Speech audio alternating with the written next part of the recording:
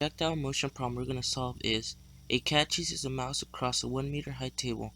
The mouse steps out of the way and the cat slides off the table and strikes the floor 1.1 meters from the edge of the table.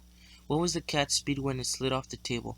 The acceleration of gravity is 9.8 meters per second squared. Answer in units of meters per second.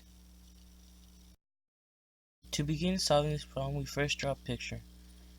Drawing pictures is essential to helping you solve physics problems easier. In the picture, we must tell ourselves what we're looking for.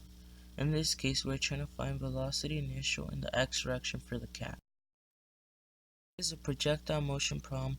We're going to want to make a table, one with the x components and the other one with the y components.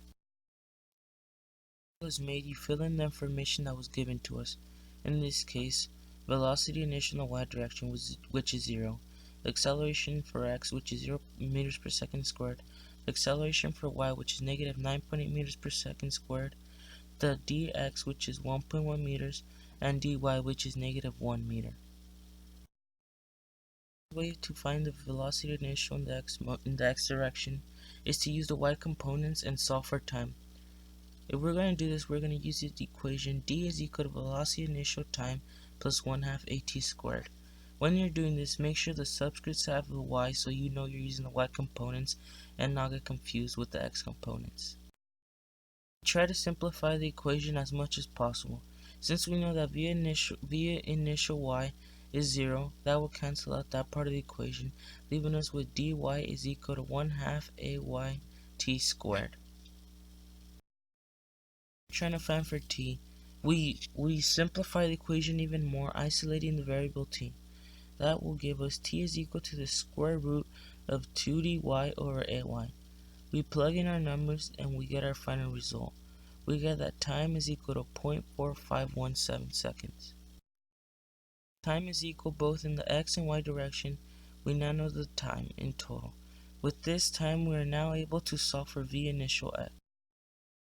For v initial x, we're going to use the same equation we used, but this time instead of using the y components, we're going to use the x components. We're going to have the equation dx is equal to v initial x time plus 1/2 ax t squared. We need to simplify our equation as much as possible. As we were given before, we know that the acceleration in the x direction is 0 meters per second squared, so that's going to cancel that out, leaving us with dx is equal to v initial x times time. Dividing both sides by t, we're left with the final equation velocity initial x is equal to distance x over t. This will help us get our answer. All that is left to do is plug in the numbers and get your final result, which in this case we find out that the velocity initial in the x direction is equal to 2.44 meters per second.